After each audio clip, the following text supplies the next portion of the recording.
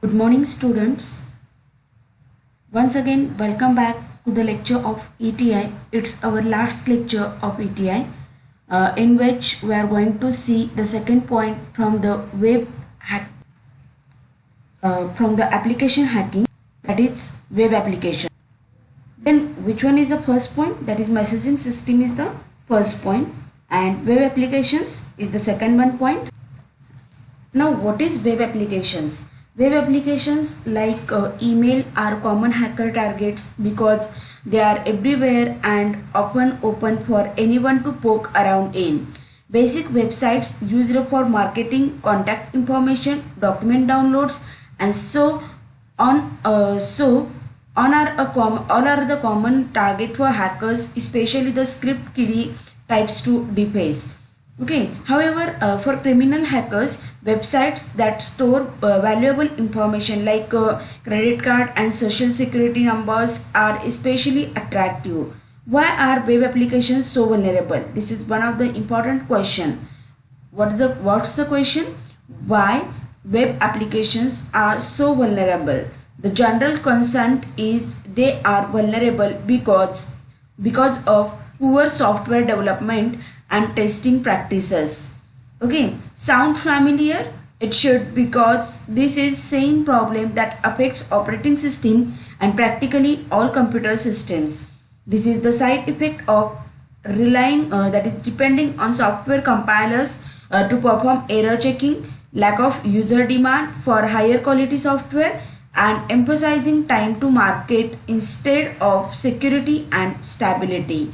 This is the introductory part of the web application. Now we are going to see what are the different web application vulnerabilities. Okay, in this chapter, what we have did that given the introductory part of the main point, and after that we are going to see the particular points vulnerabilities, and then we seen that what are the countermeasures of that particular point. Okay, now web application vulnerabilities in that included first one is hacker attack against insecure web applications via hypertext transfer protocol, that is HTTP, make up the majority of internet related attacks. Okay, now what is the second one vulnerability? Most of these attacks can be carried out even if the HTTP traffic is encrypted via HTTP or HTTPS or HTTP over SSL, because the communication medium has nothing to do with this attack. Then next one is the security vulnerability actually lie within either the web applications themselves or the web server and browser software that the application run on and communicate with. Next one is many attacks against web applications are just minor nuisance or may not affect confidential information or system availability. And after that the next one, that is fifth one vulnerability of web application is, however, some attacks can cause destruction on our system, whether the web attack is against the basic browser where site or against the company's most critical customer server. These attacks can hurt your organization. Some other web application security vulnerabilities are there, like SQL injection is there, cross-site scripting is there, security misconfiguration, directory traversals, access control list, that is ACL, root director. Okay, these are the web application security vulnerabilities. Now what I told you in the last lecture or few lectures, that you have to remember all the long forms for your online examination. Okay, now first one is SQL injection. What is SQL injection? Let us start. Injection is a security vulnerability that allows an attacker to alter backend SQL statements by manipulating the user supplied data. Injection occurs when the user input is sent to an interpreter, okay, as part of command or query, and trick the interpreter into executing unintended commands and give access to unauthorized data. that is nothing but your SQL injection security vulnerability of web application. Then second one is cross-site scripting. Cross-site scripting is also shortly known as XSS, that is XSS vulnerabilities target scripts embedded in a page that are executed on the client side, that is user browser rather than at the server side. These flaws can occur when the application takes untrusted data and send it to the web browser without proper validation. Attackers can use XSS to execute malicious scripts on the users, in this case victim browsers. Since the browser cannot know if the script is trusty or not, the script will be executed and the attacker can hijack session cookies, deface website, or redirect the user to an unwanted and malicious websites. XSS is an attack which allows the attacker to execute the scripts on the victim's browser. Then third one is security misconfiguration. Security misconfiguration must be defined and deployed for the application framework, application server, web server, database server, and platform. If these are properly configured, an attacker can have authorized access to sensitive data or functionality. Sometimes such flaws result in complete system compromise. Keeping the software up to date is also good security. Then next one is directory traversals. Okay, what is that directory traversals? A directory traversal is a really basic attack, but it can turn up interesting information about a website. This attack is basically browsing a site and looking for clues about the server's directory structure. Properly controlling access to web content is crucial for running a secure web server. Directory traversal or path traversal is an HTTP attack which allows attackers to access restricted directories and execute commands outside the web server's root directory. Web servers provide two main levels of security mechanisms. Okay, now access control list and root directory. An access control list is used in the authorization process. It is a list which the web server administrator uses to indicate which users or groups are able to access, modify, or execute particular files on the server, as well as other access rights. Root directory. The root directory is topmost directory on the server file system. User access is confined to the root directory, meaning users are unable to access directories or files outside the root. Now, what are the countermeasures? Here some mistake is there that the directory traversal contains 2 points: access control list and root directory. Okay, now we are going to see the last point from this unit, that is database system vulnerability. First one is messaging vulnerability, second one is web application, and last one is database system vulnerability. Now, what is database system? Database management system are nearly as complex as operating system on which they reside.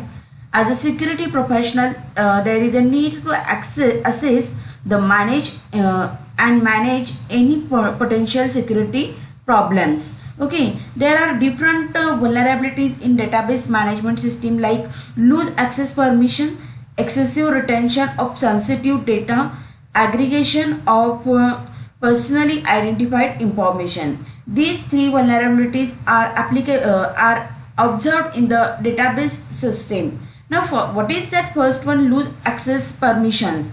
Like applications and operating systems, database management system have schemes of access controls that are often designed far too loosely, which permits more access to critical and sensitive information than is appropriate. Okay, this can also include failures to implement cryptography as an access control when appropriate. This one is nothing but loose access permission. Then second one is excessive retention of sensitive data. What is that? Keeping sensitive data longer than necessary increases the impact of security breach. Okay, and the last one vulnerability is aggregation of personally identifiable information. That is the practice known as aggregation of data about citizens is a potentially risky undertaking that can result in an organization possessing sensitive personal information. Sometimes this happens when an organization deposits historic data from various sources into a data warehouse, where this disparate sensitive data is brought together for the first time. The result is gold mine or a time bomb, depending on how you look at it. Okay, this is all about the database system vulnerabilities. And then the last point is best practices for minimizing database security risk. Okay, what it contains: while some attackers still focus on denial of service attacks, cyber criminals often target the database because it is where the money is. The database that power websites hold a great deal of profitable information for someone looking to steal credit card information or personal identities. Database security on its own is an extremely in-depth topic that could never be covered in the course of one article. However, there are few best practices that can help even the smallest of business secure their database enough to make an attacker move on to an easier target. Now, first one part in the best practices for minimizing the database security risk are: separate the database and web servers. After that, encrypt stored files, encrypt your backups to use a WAF, keep patches current, then minimize use of third-party apps.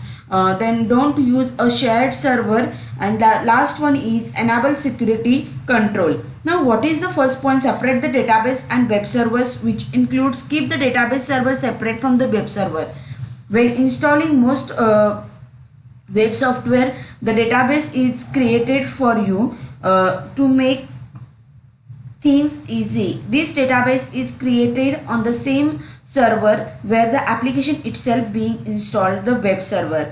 Unfortunately, this makes access to the data all too easy for an attacker to access.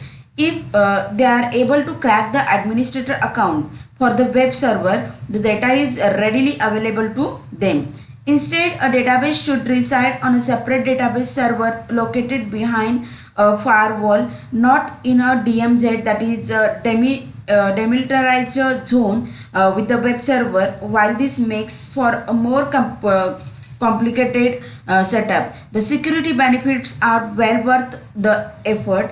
Then second one point, encrypt stored files. Encrypt stored files. White Hat Security estimates that 83% of all websites are vulnerable to at least one form of attack.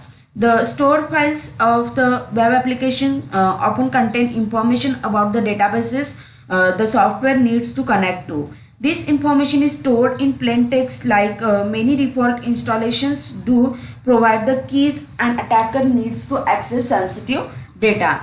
After that, third one is encrypt your backups too. What is that? Encrypt your backup files is nothing but encrypt your backups too. Not all data theft happens as a result of an outside attack. Sometimes it is it's the people we trust most that we are the attackers. Use WAF, that is Employee Web Applications Firewall. The misconception here might be that protecting the web server has nothing to do with the database. Nothing could be further from the truth. In addition to protecting a site against cross-site scripting vulnerabilities and website vandalism, a good application firewall can thwart SQL injection attack as well. By preventing the SQL injection of SQL queries by an attacker, the firewall can help keep sensitive information stored in the database away from prying eyes. Okay, then next one is keep patches current. That is keep patches current. This is one area where administrators often come up short. Websites that are rich with third-party applications, widgets, components, and various other plugins and add-ons can easily find themselves a target to an exploit that should have been patched up. And after that, minimize use of third-party applications. That is keep third-party applications to a minimum. Then we all want our website to be filled with interactive widgets and sidebars filled with cool content, but any app that pulls from the database is a potential threat. Many of these applications are created by hobbyists or programmers who discontinue support for them. And the next one is don't use a shared server. That is avoid using a shared web server if your database holds sensitive information. While it may be easier and cheaper to host your sites with a hosting provider, you are essentially placing the security of your information in the hands of someone else. If you have no other choice, make sure to review their security policies and speak with them about what their responsibilities are should your data become compromised. And the last one is enable security control. What is that? Enable security control on your database. That is, while most databases nowadays will enable security controls by default, it never hurts for you to go through and make sure you check the security controls to see if this was done. Keep in mind that securing your database means you have to shift your focus from web developer to database administrator. In small business, this may mean added responsibilities and additional buy-in from management. However, getting everyone on the same page when it comes to security can make a difference between preventing an attack and responding to an attack. This is all about the last chapter, that is types of hacking. Here we conclude our sixth unit, that is last unit from the ETI. Okay, what we have seen in this unit, that first one is what is network hacking. After that, network infrastructure. In network hacking, the first point, that is network infrastructure. And in network infrastructure, again there are several points like network infrastructure vulnerabilities, scanning ports. These are the different scanning ports. Okay, in which port number will be there, which services are provided by that particular port number, and which protocols are used to provide that service. Then next one is ping sweeping. Ping sweeping is nothing but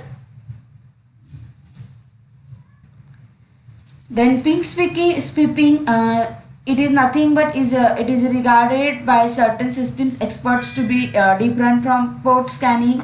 Then SNMP, that is simple network management protocol scanning, is a network monitoring software, helps you to monitor the performance of IP based device and helps business remotely visualize their system performance and monitor network services. Okay, then banner grabbing will be there. Banner grabbing is the act of capturing the information provided by the banners. Okay, after that we seen that analyzing network data and network analyzer. In that countermeasures, different network analyzing tools, the MAC-Daddy attack, which includes 2 points, that is ARP protocol and ARP spoofing and MAC address spoofing. Okay, then wireless LAN is the next point. A wireless LAN in which the mobile user can connect to a local area network through the wireless connection. Then operating system hacking. In that two operating systems we have seen, that is Windows and second one is Linux. Then 6.3, that is application hacking. In that messaging system will be there. Messaging system are those email or instant messaging application that we depend on are often hacked within a network. In that there are 2 points, that is email attacks and email bombs. First point is email attacks. Email attacks different email attacks like email bomb and banner will be there. First one is email bomb. Email bomb can already is also known as a letter bomb. There are different email bomb attacks like attachment overloading attack, connection attack, autoresponder attack. Then banners. One of the first order of business for hacker when hacking an email server is performing a basic banner grab to see whether he can tell what email server software is running. Okay, then general best practices for minimizing email security risk will be seen by us, was seen by us. Then the third point, that is web applications. It includes like email are common hacker targets because they are everywhere and often open for anyone to poke around in. Okay, then countermeasures, web application vulnerabilities, web application security vulnerabilities will be what was seen by us. Then database system vulnerabilities, in that three vulnerabilities will be there: loose access permission, excessive retention of sensitive data, aggregation of personally identified information. And as usual, we seen that best practices for minimizing database security risk. In that there are several points like separate the database and web servers, encrypt stored files, encrypt your backups to use a WAF, keep patches current, minimize use of third-party applications, don't use a shared server, enable security controls. In this way, we have concluded our 6th unit. Now, just revise the unit outcomes. If you all are successfully performed the unit outcomes of this particular unit, then you successfully get all the concepts from this unit. Okay, now what is the first one unit outcome of this unit is, after completion of this unit, you all are able to describe network infrastructure vulnerabilities. Okay, if you are able to describe network infrastructure vulnerabilities, then it's finally okay. Then second one is list operating system vulnerabilities, that is Linux and Unix. Okay, sorry, operating system vulnerabilities you have to list. Describe message system vulnerabilities, describe web vulnerabilities, describe database vulnerabilities. In this unit, just you have to write down or you have to perform list or describe different vulnerabilities of different types of hacking. Now we will see what is the course outcome of this particular unit. Detect network, operating system and applications vulnerabilities. Okay, are you all able to, if you all are able to perform the or detect the network, operating system and application vulnerabilities, then you have successfully get this unit. Now after completion of this course, that is ETI, Emerging Trends in Computer and Information Technology, what you have to perform, what you have to understand, what you have to do. That first one is describe artificial intelligence, machine learning and deep learning. Second one is interpret IoT concepts. Third one is compare models of digital forensic investigation. Next one is describe evidence handling procedure, which is mapped to 4th unit. Then describe ethical hacking process, which is mapped to 5th unit. And now before few minutes I told you that detect network, operating system and applications vulnerabilities is mapped to the 6th unit. Okay, in this way these are the few course outcomes of this course, that is ETI. Okay, thank you and best luck to all for your final examination. Thank you.